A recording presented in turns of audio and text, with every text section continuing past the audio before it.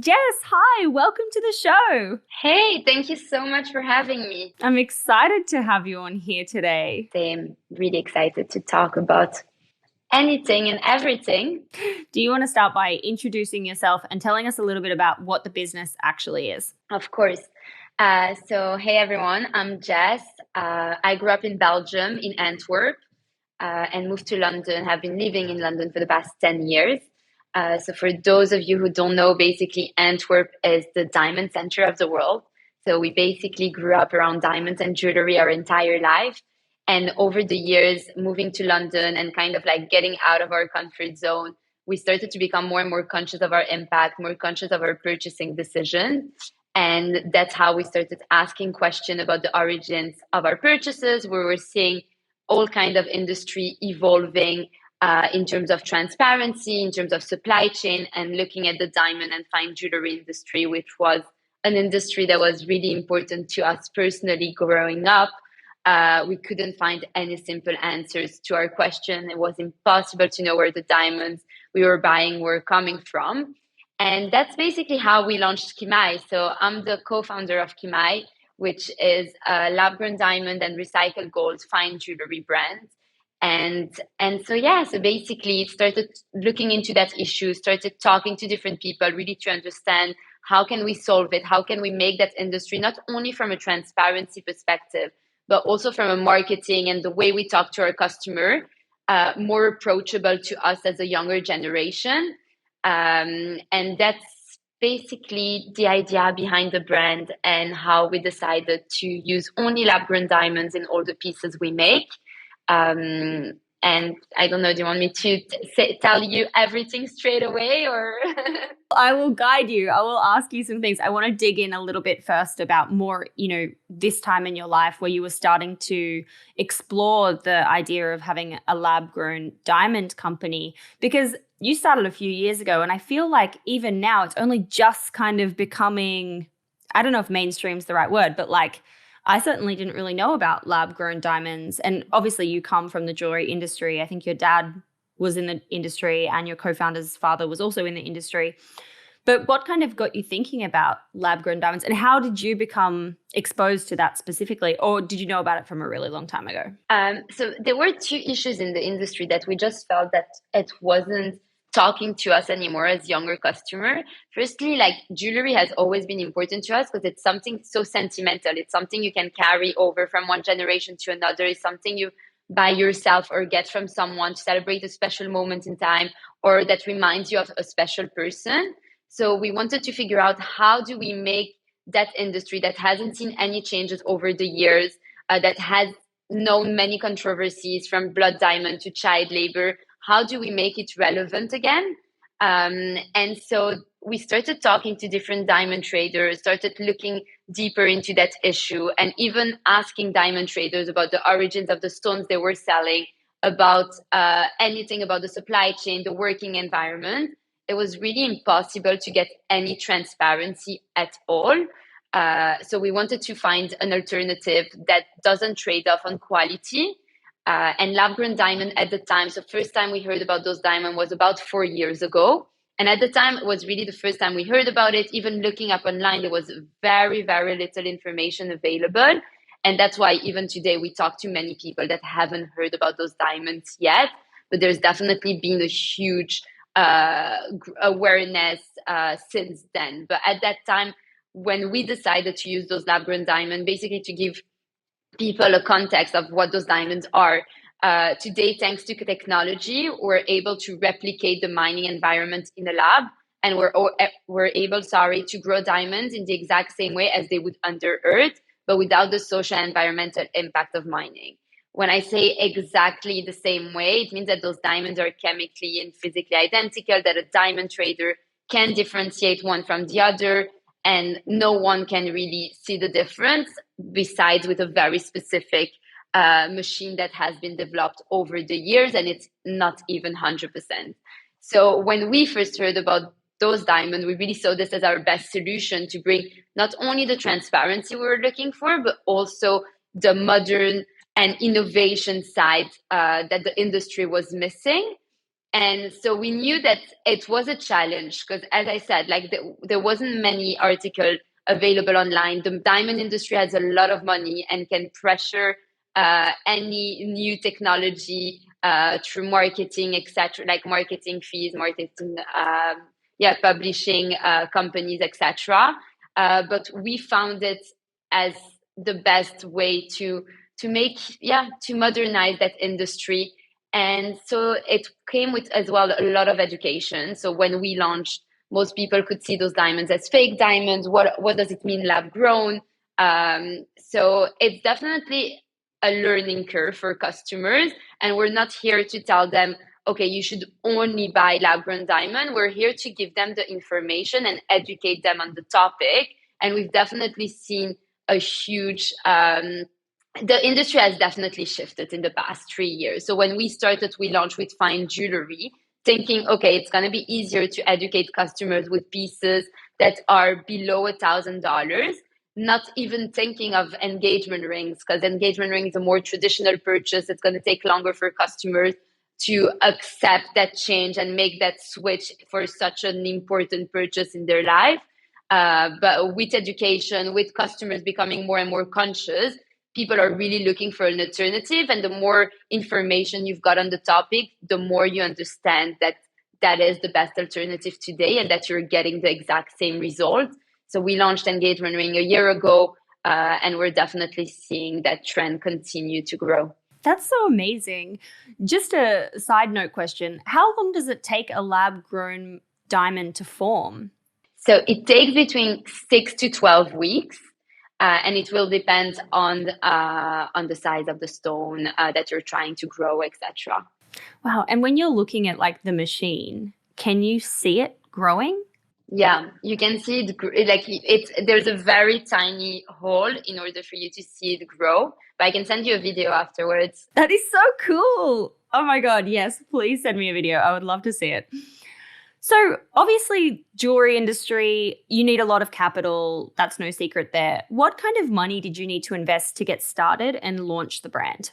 So when we started, to be honest, we had zero understanding of what it means fundraising. And also we had zero confidence in going up to investors and asking for money just based on an idea. And on top of it, we didn't know any investors at the time. So for us, when we came up with the idea, we wanted to test the product market fit before going for any big investment.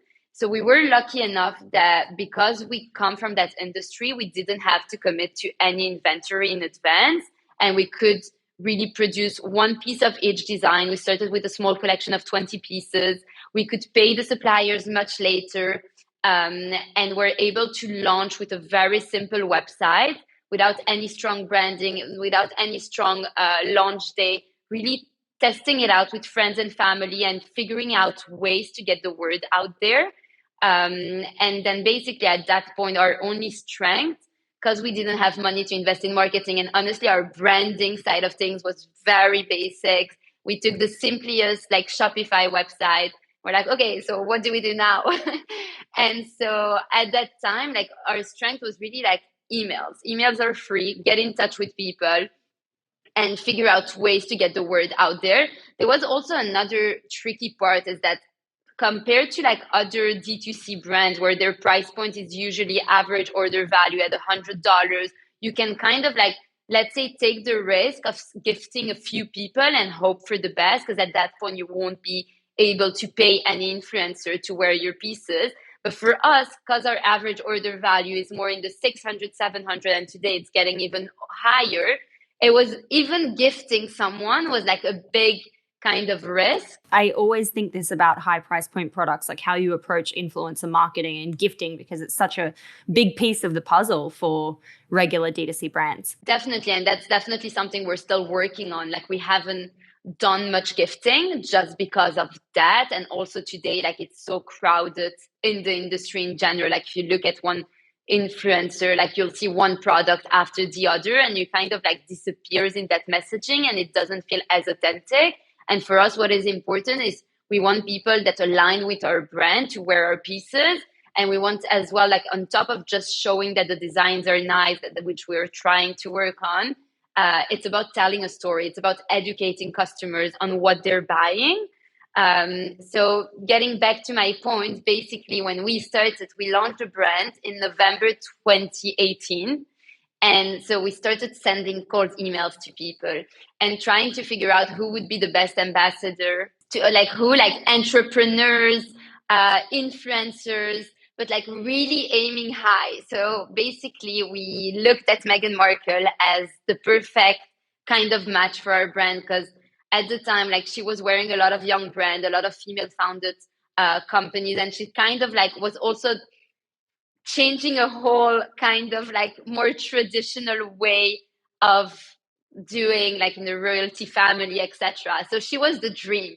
But of course, like when you dream of Meghan Markle, you think it's never gonna happen. But what we've done is like looking into her close network, trying to figure out how can we get in touch with her and how can we sell her our story. And basically through a few cold emails, we got her to wear our pieces 2 months after our launch. No way. That's so cool. What? Wait, I need some more information here. Like, what do you mean cold emails? Like, what did you send and who were you sending them to? Like a business account or just like her friends? Or like, what do you mean? Honestly, I am a strong believer in cold emails. Like I cold email everyone, even like investors, but we'll get to it later. But like whenever we started raising funds, we didn't know anyone. So like just like looking online, figuring out what are their emails, guessing them or finding them. And with Meghan Markle, it was really about looking into who are her close friends that aren't as mediatized than she is, and then going on their Facebook, going on their LinkedIn, like figuring out what's their email. So it was more of a personal email and really super straightforward, super simple, just telling them about who we are, what's our story, why we're doing what we're doing, and that I would love for Meghan to wear our pieces. Oh my gosh. And so she wears your pieces. What happens? Like, what's the impact of doing something like that? We get an email. We think it's, of course, it's spam. Like it's not real. Like it can't happen. Like it's not possible. So like for 2 hours, we're looking into that email. Is it true? Is it not? And basically, she can't accept gifts. So like they bought the pieces. And that was like in December. And so they said, okay, she's probably going to wear it anytime soon. But then you never know, right? Like you don't know what happens with those pieces. And then every day we're like, where The news every day being like, is there a new outfit posted? where is Meghan? Where is Meghan? We're obsessed. And then in January, I think it was mid-Jan, she did her first official outing with her baby bump. And she wore the pieces. And basically, the pieces she wore were like a very unique design. And usually, she's more traditional in the designs she wears. And it was also an event that was really mediatized because of the fact that, like, first time she comes out with her baby bump, first time in the new year that she does an official royal outing. And so press really, really picked it up. And on top of it, first time that royalty is seen wearing lab grown diamonds. And back then, 3 years ago, most people were still like questioning that industry. What's gonna happen? Is it the future? Is it not?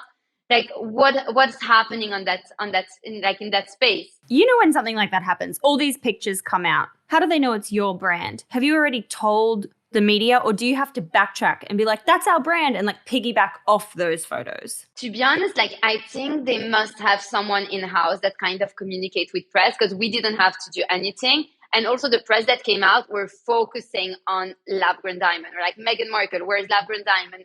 So it's really something, yeah, it's really something that people picked up. So we were super lucky, which made us like sell worldwide super quickly without any investment at first, but it's really through like hustling and like getting things done.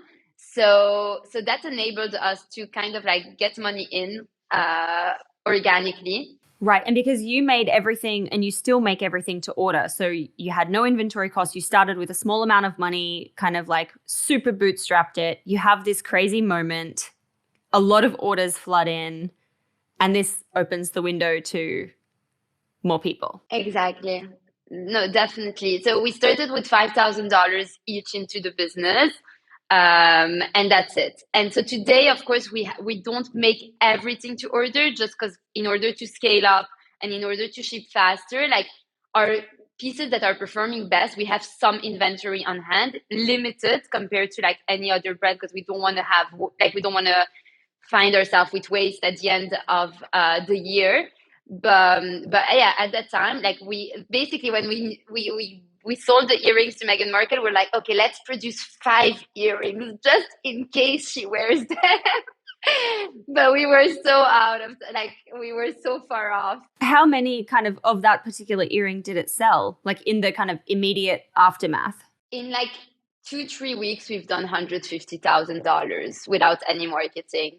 Yeah. No. Okay, so it's super impactful. That's crazy. Wow. Oh my gosh. Okay, so what happens next? You get this money in. You're obviously losing your minds with excitement because this is, of course, one of those moments that, yes, you have to plan and be strategic and be doing all the things, but also you actually can't plan for this and for that outcome. It's a bit of luck. Yeah, impossible to plan. And definitely the month after that happened, like we had to fulfill those orders, right? And we didn't have any inventory.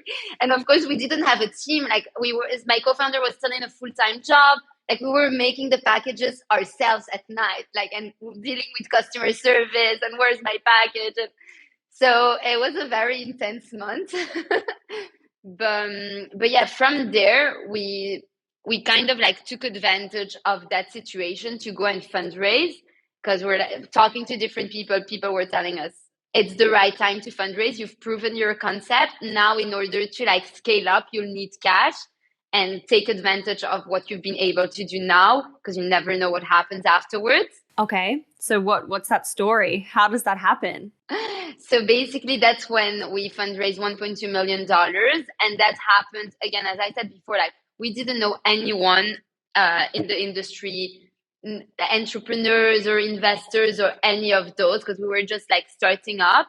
But that was as well like cold emails, starting reaching out to people that have something in common with us. So like female founders were the easiest because they understand the product, they've gone through what we've gone through, and you connect much easier like at first.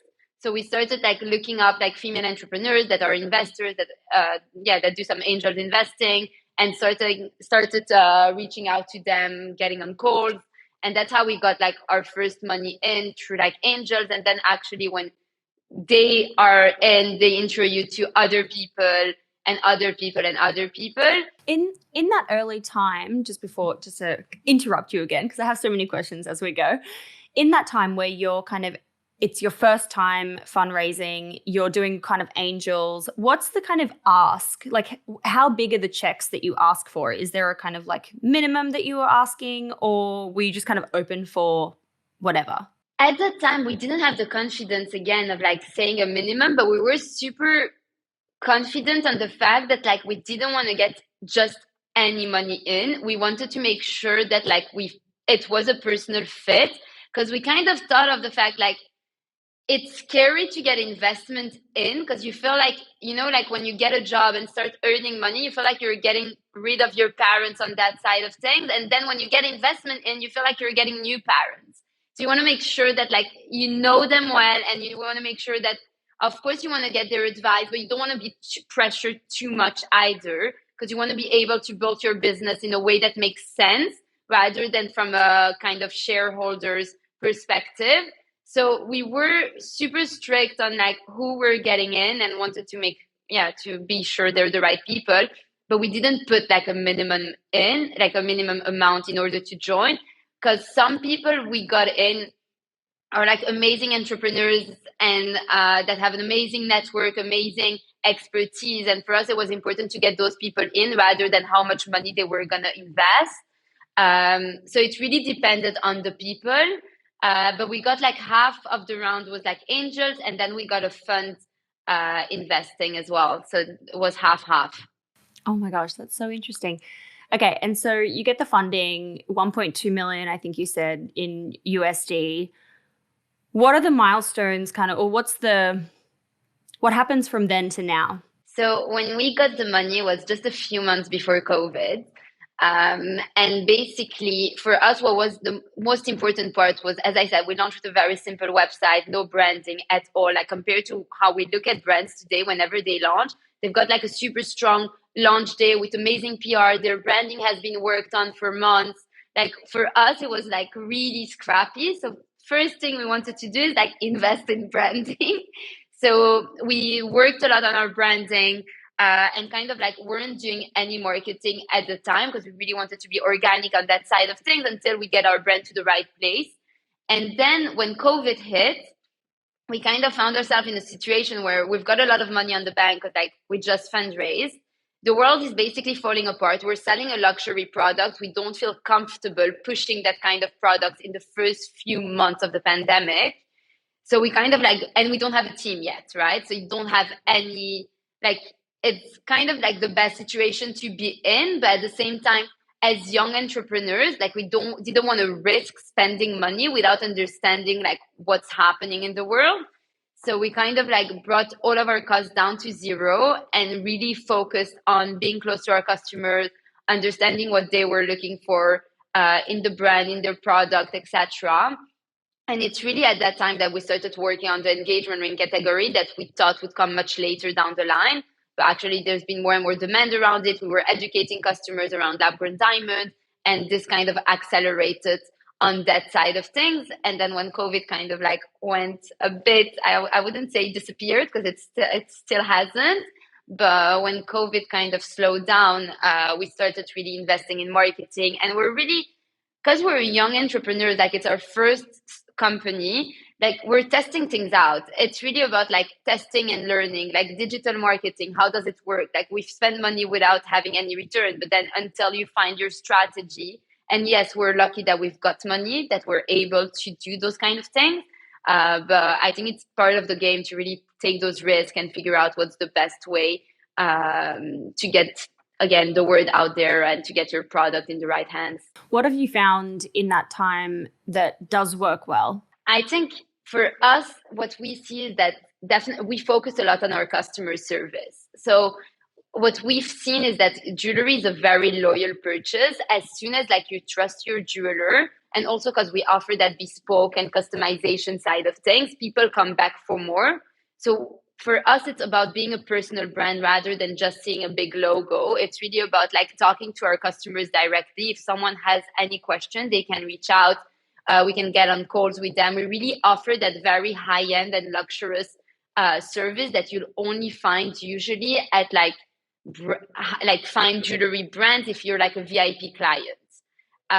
So we really focus on customer service as a whole, but then I think it's a mix of things. Like definitely digital marketing works, but you don't want to rely on it too much because you don't want the day that you turn the engine off and that sales stop coming in. You want loyal customer. You want customer that buy into the brand and the mission rather than just like a nice picture.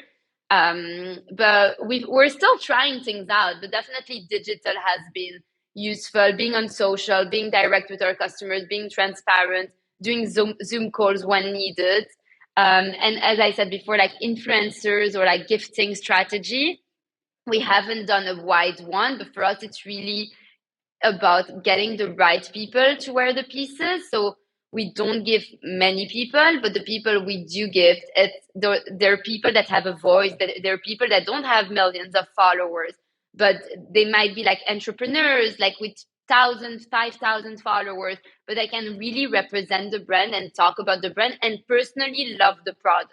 So it's more like people reaching out rather than us going and looking for them. Yeah. And I can also imagine, we've seen the kind of capsule collections created in collaboration with influencers. So I imagine when it's that higher price point, those are the kinds of initiatives that, come into fruition. Yeah, so we haven't launched any collabs yet, but it's definitely something we're working on this year. So we're launching one soon in March, hopefully, and definitely like other discussions that are ongoing, and we'll see how that goes. But it's definitely interesting, and also for us, like from a creative side of things, to get a different mind in and to get other people's perspective and do something a bit different that our usual designs. So we'll see how that goes. But yeah, we're excited for collabs. What we've done in the past as well, we've done not pop-ups or whatever, like however you want to call them, but basically we've done like pop-up at Reformation in New York and London. We're talking to other brands to do some more this year in London and New York as well. So where we go in, we're just in for like a day or two. We do piercing, so people can come and discover the brand. And because we're only online and we sell like quite high average order value online only, people love coming, meeting us, touching the pieces, trying them on. We should do a pop-up at my book launch party. We should do Please. piercings. Can we do that? I would love to do that. Oh my gosh, that is so cool. You know what's funny as well is like when you're talking about the digital marketing side of things, for anyone listening, that's how actually I discovered your brand. And I had seen an ad. It was a unique piece that I'd never seen before. I bookmarked it. And then when we got introduced and I looked at the brand, I was like, oh my God, I know this brand. I love this brand. They're in my saved folder. And like, it's those little moments where you see something and it's so true. It's like, it takes you multiple times to kind of buy something or actually take note of what that is. It's like you see a little something, you save it, you hear about it in the news and you're like, oh yeah, like that comes into your brain, but it doesn't like cement until a few times. And I love that. Love that for us. So cool. And it definitely like digital marketing builds awareness. Then it's not the only touch point because again, it's expensive and we want people to be thoughtful about their purchase. We're not pushing people to buy the entire collection. We're more into like thoughtful purchases.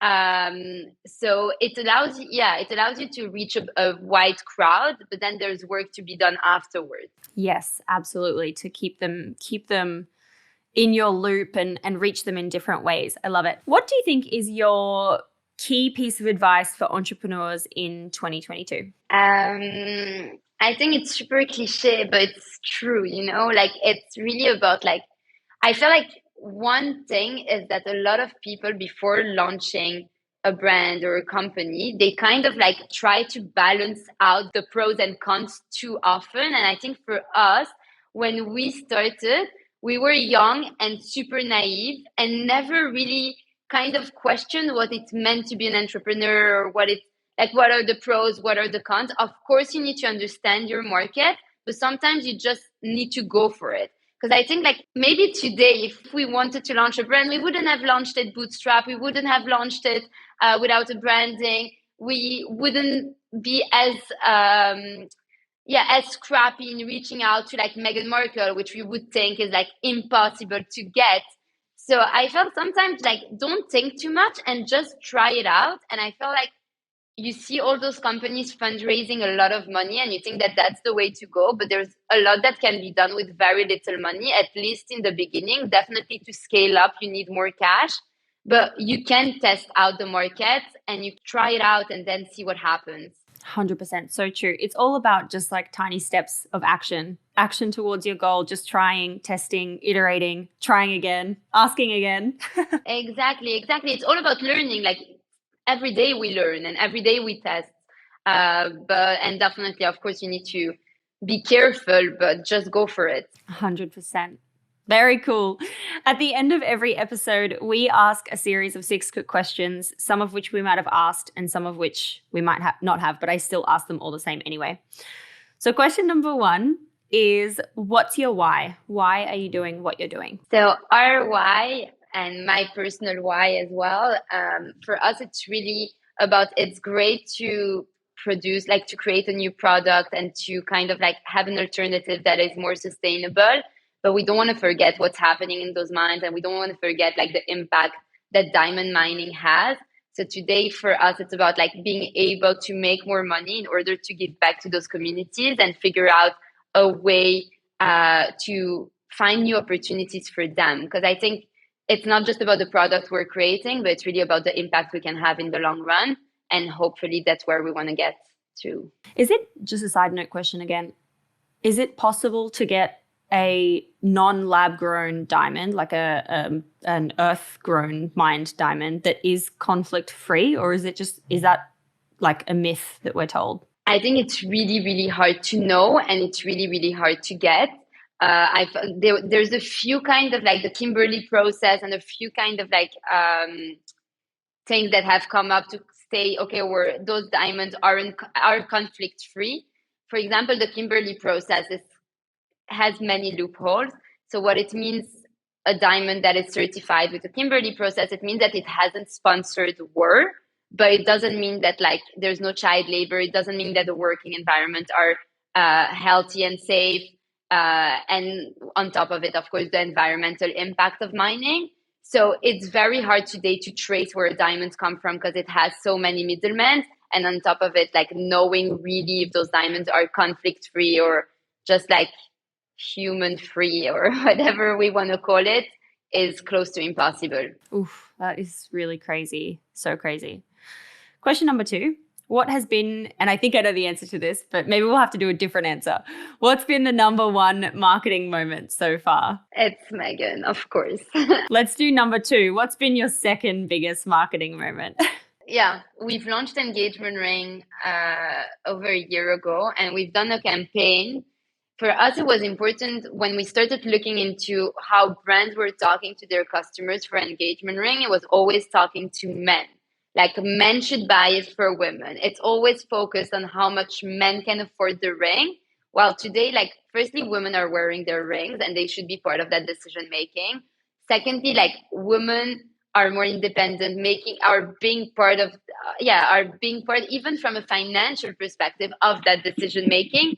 And thirdly, like when you look at those campaigns, it's all about like being dressed up as if you're going to a gala, the perfect couple with a beautiful dress. But us women today are wearing jeans, sneakers, I'm wearing leggings today, and wearing our diamonds, right? So we wanted something that represented us, and we felt that the marketing side of things had never evolved with our generation. It was talking to us the exact same way as they were talking to our great grandparents. So when we started working on that campaign, we really focused on the woman wearing jeans, wearing sneakers on her way to work. And we've done a campaign in the tube, in a few tube stations in London. So that was a cool milestone as well. Oh, I love that. That's so cool. Question number 3 is, what's your go-to business resource when it comes to book, podcast, or newsletter? Newsletter, I like Lean Lux.